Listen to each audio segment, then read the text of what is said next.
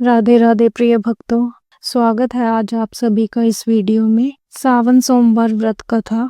इस दिन भगवान शिव की विधि पूर्वक पूजा अर्चना की जाती है और व्रत कथा का पाठ किया जाता है।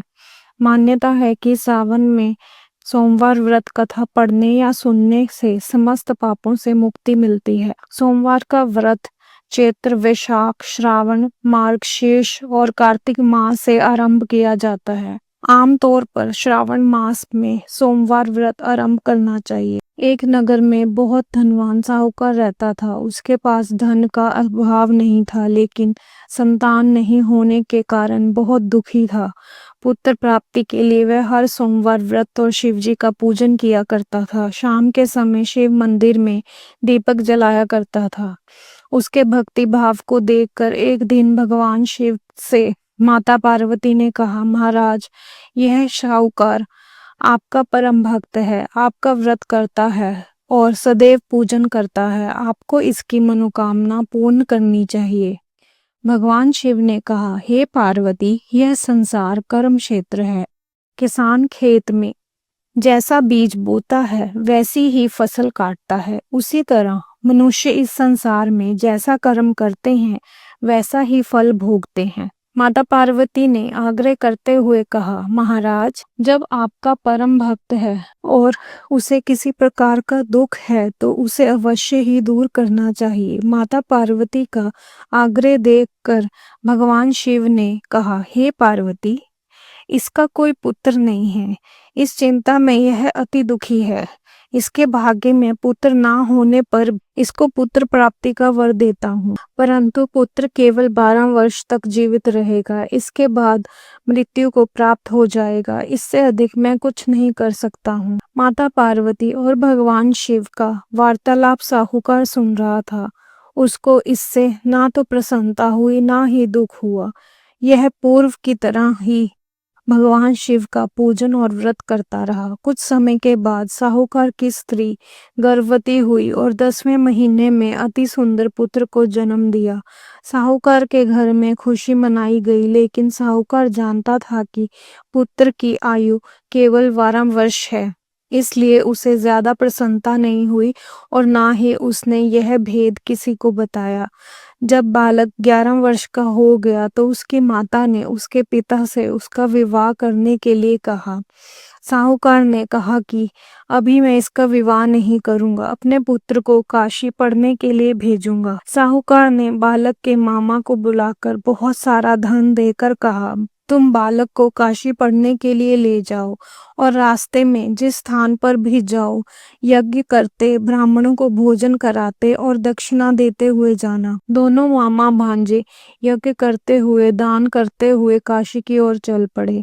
रास्ते में एक शहर पड़ा। उस शहर में राजा की कन्या का विवाह था, लेकिन जो राजकुमार विवाह करने के लिए आया था वह आंख से काना था। राजकुमार के पिता को इस बात की चिंता थी कि ही राजकुमार को देखकर राजकुमारी और उसके माता पिता विवाह में किसी प्रकार की अड़चन न पैदा कर दें। राजकुमार के पिता ने सेठ के अति सुंदर पुत्र को देखा तो मन में विचार किया, क्यों ना इस लड़के से वर का काम चलाया जाए। ऐसा मन में विचार करते हुए राजकुमार के पिता ने उस लड़के और मामा से बात पे राजी हो गए। फिर उस साहूकार के लड़के को वर के कपड़े पहनाकर और घोड़ी पर बिठाकर कन्या के द्वार पर ले गए। सभी काम प्रसन्न पूर्वक हो गए। राजकुमार के पिता ने सोचा कि अगर विवाह कार्य भी इसी लड़के से करा लिया जाए तो क्या बुराई है। ऐसा विचार करके लड़के और उसके मामा से कहा, अगर आप फेरों और कन्यादान के काम को करा दें तो आपकी बड़ी कृपा होगी।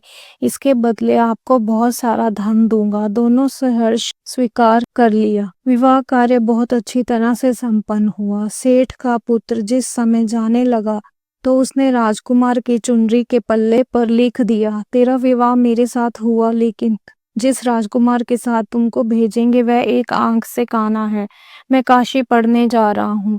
सेठ के लड़के के जाने के बाद जब राजकुमारी ने अपनी चुनरी पर ऐसा लिखा पाया तो उसने काने राजकुमार के साथ जाने से मना कर दिया।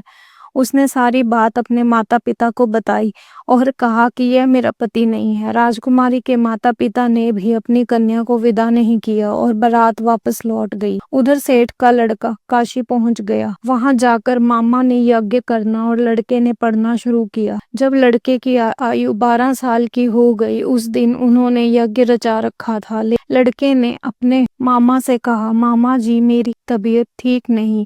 मामा ने कहा, अंदर जाकर सो जाओ। लड़का अंदर जाकर सो गया और थोड़ी देर में उसके प्राण निकल गए। जब उसके मामा ने आकर देखा तो उसका भांजा मृत पड़ा है तो उसको बहुत दुख हुआ। मामा ने सोचा कि अगर अभी रोना शुरू कर दूंगा तो यज्ञ का कार्य अधूरा रह जाएगा। उसने जल्दी से यज्ञ का कार्य समाप्त किया।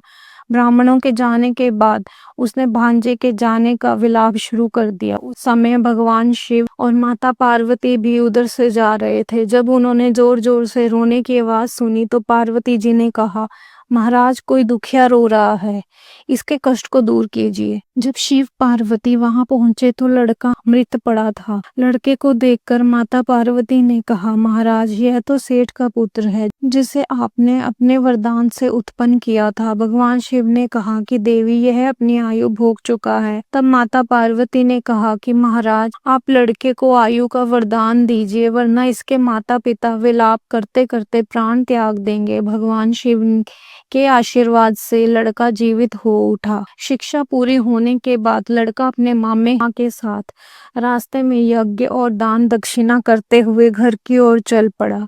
रास्ते में वही शहर पड़ा जहां उस लड़के का राजकुमारी के साथ विवाह हुआ था। वहां आकर उन्होंने यज्ञ प्रारंभ किया। उस लड़के का ससुर और वहां के राजा ने उसे पहचान लिया और उसका स्वागत किया। राजा ने बहुत सारे दास दासियों के साथ अपनी पुत्री राजकुमारी को विदा किया। जब वे शहर के निकट आए तो मामा ने कहा कि मैं पहले तुम्हारे घर जाकर माता पिता को खबर देकर आता हूँ। जब लड़के का मामा घर पहुंचा तो देखा कि लड़के के माता पिता घर की छत पर बैठे थे।